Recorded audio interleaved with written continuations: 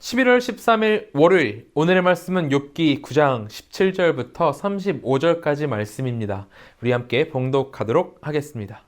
그가 폭풍으로 나를 치시고 까닭없이 내 상처를 깊게 하시며 나를 숨쉬지 못하게 하시며 괴로움을 내게 채우시는구나. 힘으로 말하면 그가 강하시고 심판으로 말하면 누가 그를 소환하겠느냐. 가령 내가 의로울지라도 내 입이 나를 정죄하리니 가령 내가 온전할지라도 나를 정죄하시리라. 나는 온전하다마는 내가 나를 돌아보지 아니하고 내 생명을 천히 여기는구나. 일이 다 같은 것이라. 그러므로 나는 말하기를 하나님이 온전한 자나 악한 자나 멸망시키신다 하나니 갑자기 재난이 닥쳐 죽을지라도 무죄한 자의 절망도 그가 비웃으시리라. 세상이 악인의 손에 넘어갔고 재판관의 얼굴도 가려졌나니 그렇게 되게 하니가 그가 아니시면 누구냐. 나의 날이 경주자보다 빨리 사라져버리니 복을 볼 수 없구나. 그 지나가는 것이 빠른 배 같고 먹이에 날아내리는 독수리와도 같구나.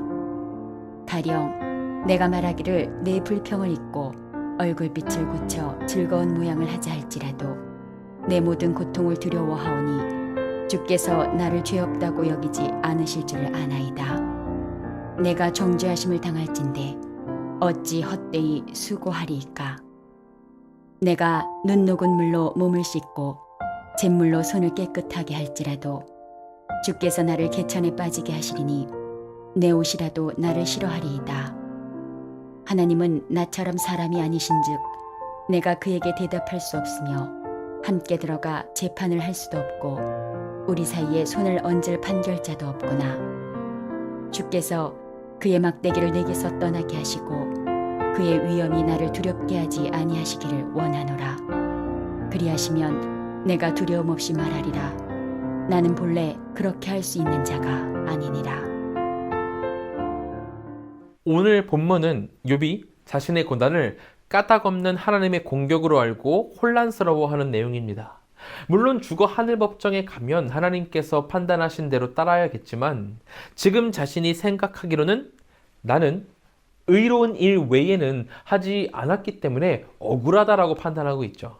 오늘 본문 20절은 이렇게 나와 있습니다. 가령 내가 의로울지라도 내 입이 나를 정죄하리니 가령 내가 온전할지라도 나를 정죄하시리라.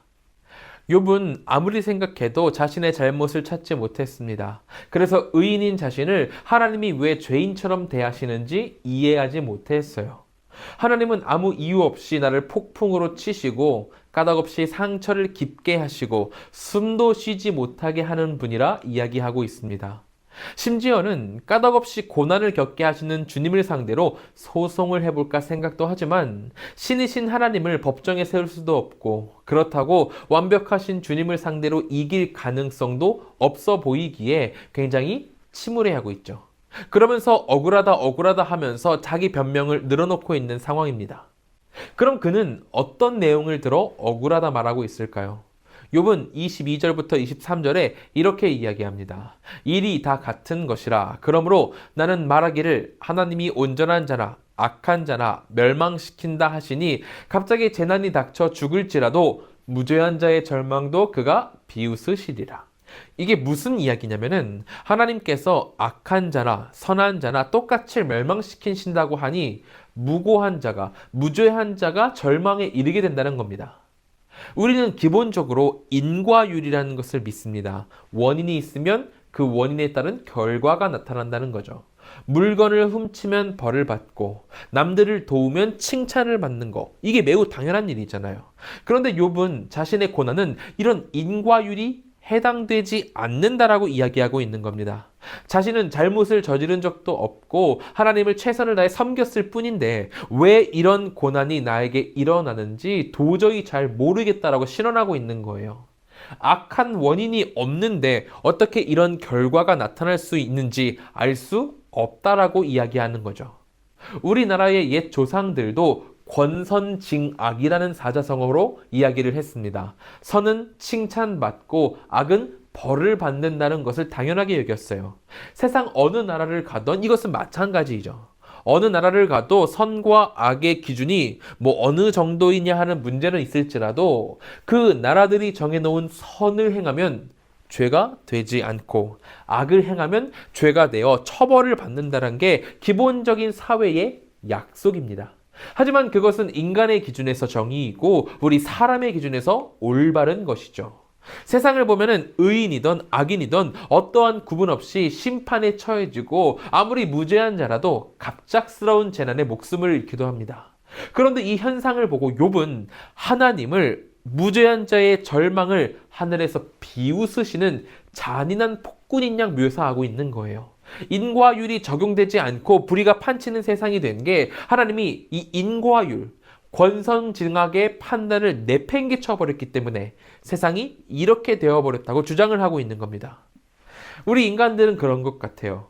우리는 우리 능력 안에서 바라보기 때문에 우리가 조정할 수 있는 그 정도의 기준을 원합니다. 그러다 보니 권선징악이라는 원인과 결과가 확실한 것을 선호하고 그것이 진짜 이 세상의 기준이길 엄청나게 바라죠. 문제는 진짜 삶은 그런 인과율만으로 진행되지 않는다는 점입니다.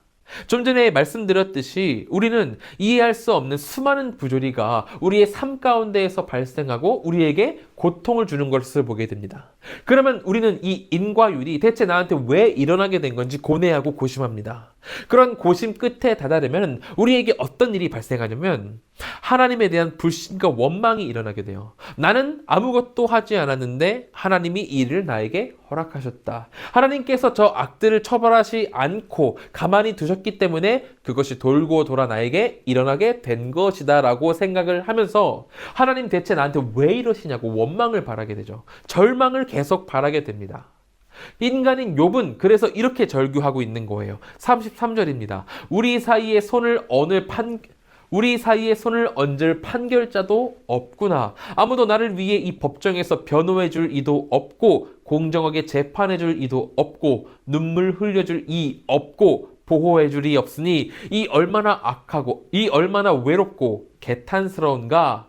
이런 생각만 하고 있는 거예요. 그러나 과연 그러한가요? 법정에서 우리를 구원해낼 법적 조력자가 과연 아무도 없나요? 우리에겐 끊어진 하나님과의 다리를 다시 연결해줄 단 한 분이 계십니다. 하늘나라 법정에서 우리를 위해서 대신 신원해줄 한 분이 계세요. 바로 예수 그리스도시죠. 하나님과 사람 사이의 중보자로서 우리를 도우시는 구주 예수 그리스도가 계십니다.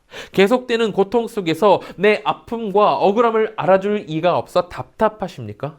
나보다 먼저 이런 답답함과 고통을 당하신 분이 계십니다. 그 억울함조차도 능력으로 모든 것을 해결하시고 다시 부활하신 분이 계세요. 그리고 억울한 우리에게 손 내미시며 이런 나를 위해 중보하시고 마지막 날에 나를 변호하셔서 당당히 하나님 나라에 인도하실 예수 그리스도가 계십니다. 구약시대에 살았던 욥은 자신의 억울함을 풀어줄 이가 계시지 않아서 수많은 시행착오를 직접 겪어야만 했습니다. 하지만 우리는 다르죠. 억울하고 비참할지라도 이 모든 것을 미리 겪으시며 우리 앞에 참 길을 내신 예수님, 그 예수 그리스도가 계시기에 우리는 이 모든 것들을 모두 직접 겪지 않고도 이겨낼 수 있습니다. 그러므로 우리는 인과율과 같은 인간의 기준이 아니라 예수 그리스도께 내 모든 것을 내어드려 성들이채 내 모든 것을 바꿔야 합니다. 인간의 기준이 아니라 예수님을 기준으로 하나님께로 나아가는 우리가 되어야 한다는 거죠. 욥은 이 모든 일들을 직접 겪으며 절규하는 시간을 가져야만 했지만 우리는 예수님을 붙잡음으로 승리로 향하는 빠른 길을 택할 수 있습니다. 이 모든 일을 행하신 예수님을 기억하며 우리는 우리의 믿음의 삶을 이어나가야 합니다.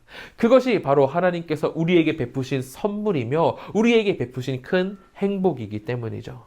우리가 이것을 기억하면서 오직 예수님께 감사하며 나아갈 수 있었으면 좋겠습니다. 우리 함께 기도하도록 하겠습니다. 우리 이 시간 같이 기도하실 때에는 첫째로 인간의 기준이 아니라 예수님을 기준으로 하나님께로 나아가는 우리가 될 수 있도록 기도하길 바랍니다. 둘째로는 한국과 세계를 위해서 기도하겠습니다. 사회, 경제, 문화, 정치, 전쟁 이 모든 것 가운데 주님의 회복이 임하길 기도하길 소망합니다. 셋째로는 니제르의 손영희 선교사님을 위해서 기도하겠습니다. 재봉학교 아이들이 복음에 관심을 갖게 해주시고 어려운 상황에서도 낙심하지 말고 지속적으로 복음을 사모하는 마음을 가질 수 있도록 기도해 주시기 바랍니다. 또한 성경 공부에 참여하는 지체들에게 지혜와 은혜가 충만할 수 있도록 기도해 주시기 바랍니다. 우리 함께 기도하도록 하겠습니다.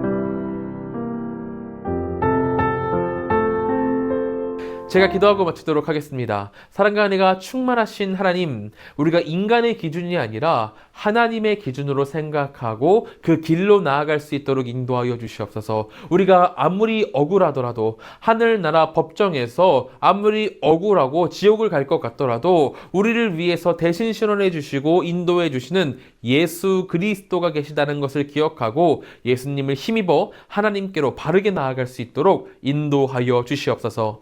니제르의 손영희 선교사님 계십니다. 선교사님 사역하실 때에 하나님께서 함께 하셔서 니제르가 속히 주님의 품으로 돌아올 수 있도록 주여 인도하여 주시옵소서. 우리 성도님들 이제 한 주를 다시 시작합니다. 이 한 주를 시작할 때에 주님께서 함께하여 주시고 큰 복을 내려주셔서 형통하도록 인도하여 주시옵소서. 주께서 언제나 지키실 것을 믿으며 예수님의 이름으로 기도드립니다. 아멘.